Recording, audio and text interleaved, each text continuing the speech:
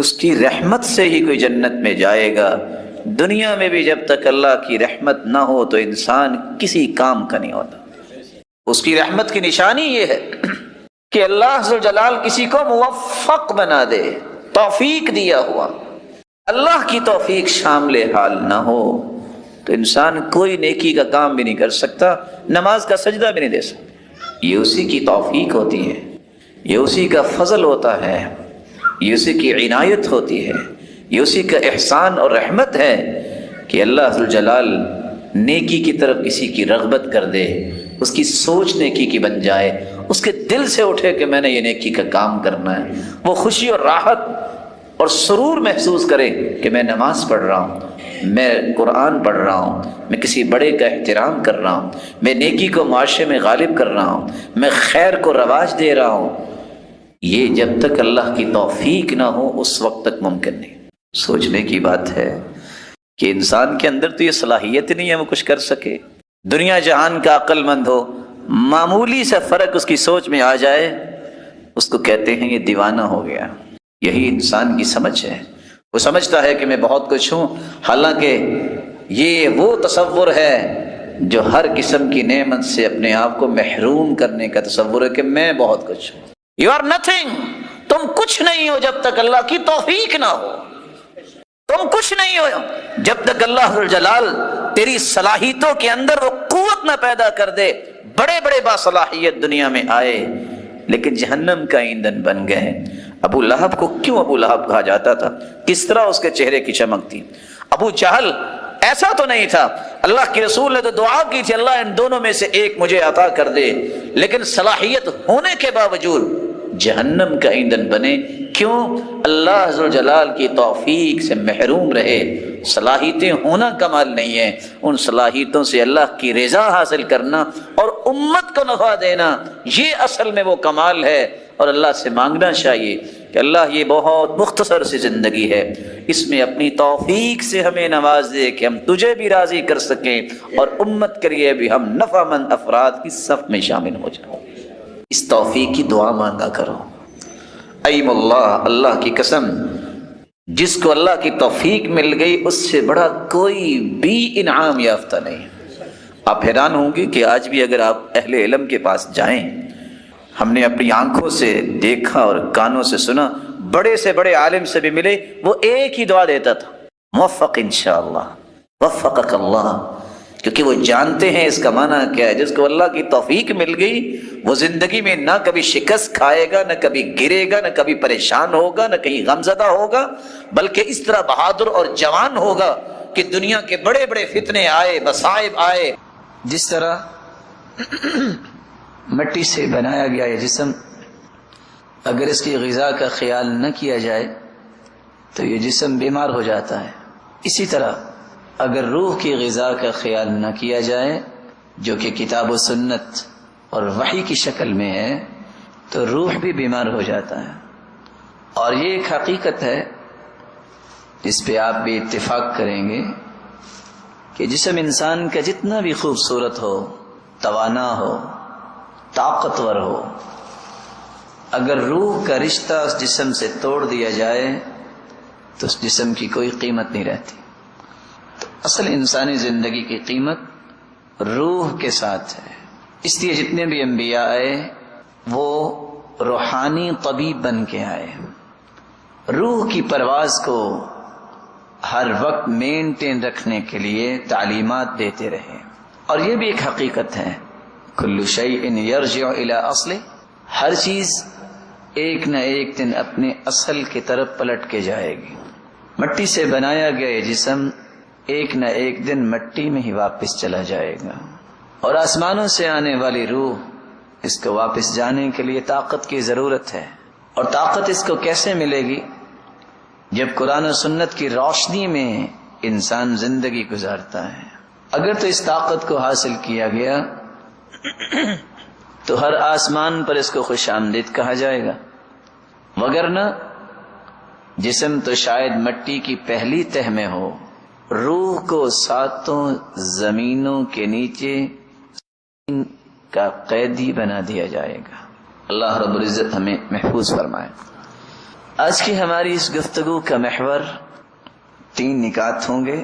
رحمت کیا ہے، اور دوسرا نقطہ رحمت کہ ہم مستحق کیسے بن سکتے ہیں، اور تیسرا نقطہ کون سے ایسے اعمال ہیں کہ ہم اللہ کی رحمت کے مستحق نہیں بن سکیں گے، محروم کر دیے جائیں گے۔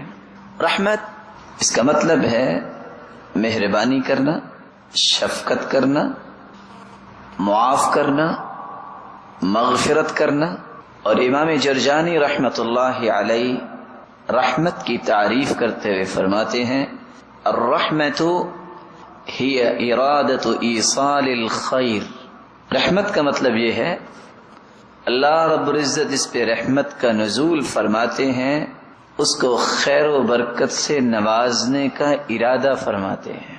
اور امام ابن القیم رحمت اللہ علیہ کہا کرتے تھے الرحمت سبب واصل بین اللہ و بین عبادہ۔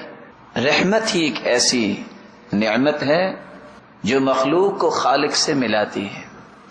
وَبِهَا أَرْسَلَ إِلَيْهِمْ رُسُلًا وَأَنزَلَ عَلَيْهِمْ كُتُبًا۔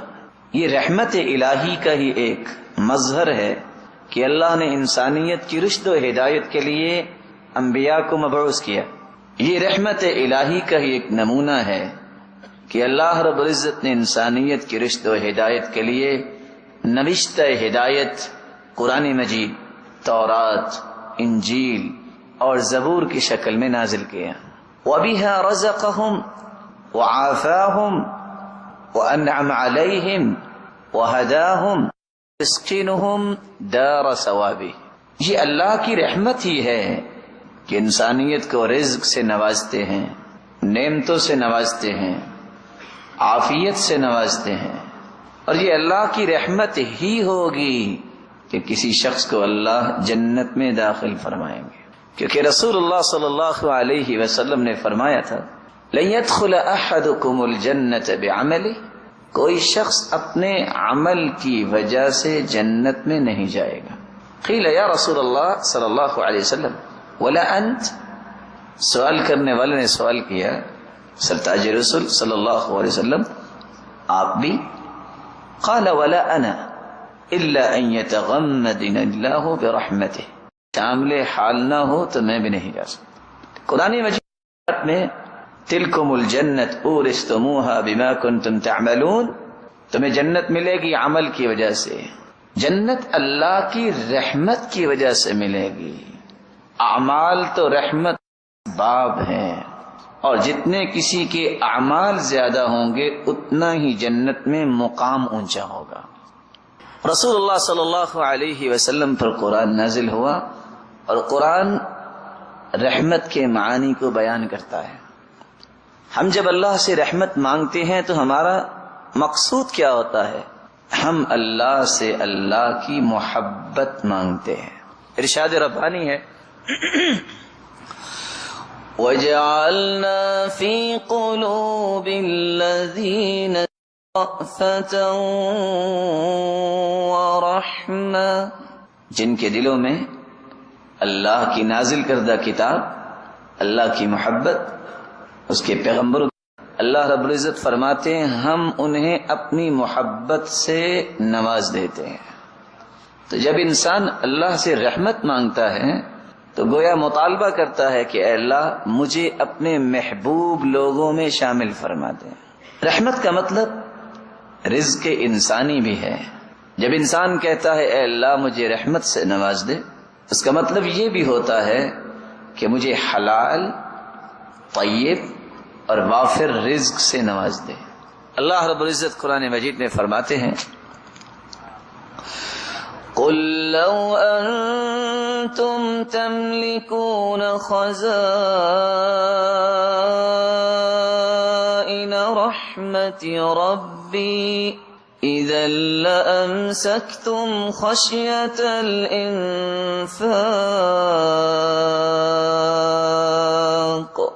وَكَانَ الْإِنسَانُ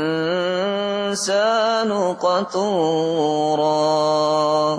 اے میرے پیارے پیغمبر صلی اللہ علیہ وسلم، قل، آپ فرما دیجئے لو انتم تملکون خزائن رحمت ربی، اگر اللہ کی رحمت کے خزانے تمہاری ہاتھوں میں دے دیے جائیں تو تمہارے ہاتھوں میں جو ہی یہ خزانے آئیں گے تم انسانیت کو مار ڈالو گے۔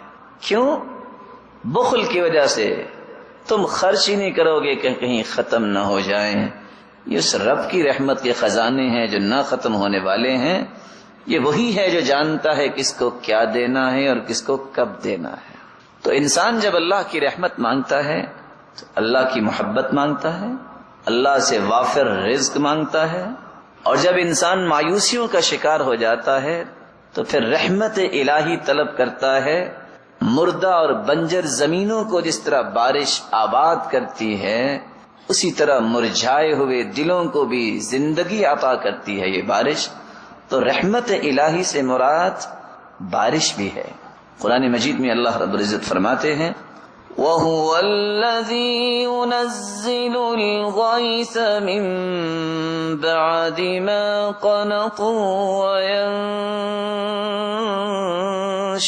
رَحْمَتَهُ وَهُوَ الْوَلِيُّ الْحَمِيدُ۔ جب انسانیت مایوس ہو جاتی ہے تو کون ہے جن کو مایوسی سے نکال کر خوشی کی طرف لے آتا ہے؟ وہ اللہ کی ذات ہے۔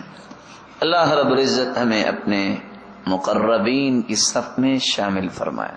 رحمت کا چوتھا معنی یہ ہے جب انسان رحمت طلب کرتا ہے تو اللہ رب العزت سے یہ مطالبہ کرتا ہے کہ میں کمزور انسان ہوں، اللہ تو مجھے دنیا کی آزمائشوں سے محفوظ فرما، میری کوئی طاقت نہیں ہے، تو ہی آزمائشوں سے بچانے والا ہے۔ ارشاد ربانی ہے قُلْ أَفَرَأَيْتُمْ مَا تَدْعُونَ مِن دُونِ اللَّهِ إِنْ أَرَادَنِيَ اللَّهُ بِضُرٍّ هَلْ هُنَّ كَاشِفَاتُ ضُرِّي أَوْ أَرَادَنِي بِرَحْمَةٍ هَلْ هُنَّ مُمْسِكَاتُ رَحْمَتِي قُلْ حَسْبِيَ اللَّهُ۔ اے میرے پیارے پیغمبر صلی اللہ علیہ وسلم، قل، آپ ان لوگوں سے فرما دیجئے، افرأیتم ما تدعون من دون اللہ، ایک بات تو بتاؤ، اللہ کے علاوہ جن کو تم پکارتے ہو، ان ارادنی اللہ بضر هل ہن کاشفات ضر، اگر اللہ کا یہ فیصلہ ہو جائے کہ مجھے کوئی دکھ پہنچنا ہے تو یہ سارے مل کے اس دکھ کو دور کر سکتے ہیں؟ او ارادنی برحمت هل ہن ممسکات رحمتی، اور اگر اللہ کا یہ پیغمبر کو رحمت سے نوازنا ہے، آزمائشوں سے بچانا ہے، تو کوئی طاقت مجھے کوئی تکلیف دے سکتی ہے؟ کیسے ہو سکتا ہے؟ طاقت تو اللہ کے پاس ہے۔ اس لیے ان سے کہہ دو تمہارا تعلق ان سے ہے، قل حسبی اللہ، مجھے میرا رب ہی کافی ہے جو رحمتوں والا ہے اور جو آزمائشوں سے محفوظ کرنے والا ہے۔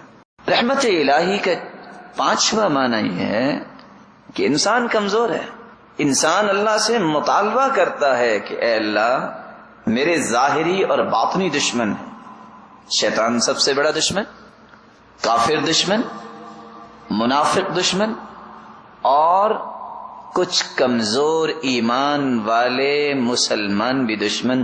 جب وہ حسد، بغض، عداوت، عصبیت اور تعصب کی نظر ہو جاتے ہیں تو وہ بھی دشمن بن جاتے ہیں۔ ان تمام دشمنوں کے مقابلے میں اللہ کی نصرت اور تائید کو طلب کرتا ہے انسان جب وہ کہتا ہے کہ اللہ مجھے رحمت سے نوازے۔ قل من ذا الذي يعصمكم من الله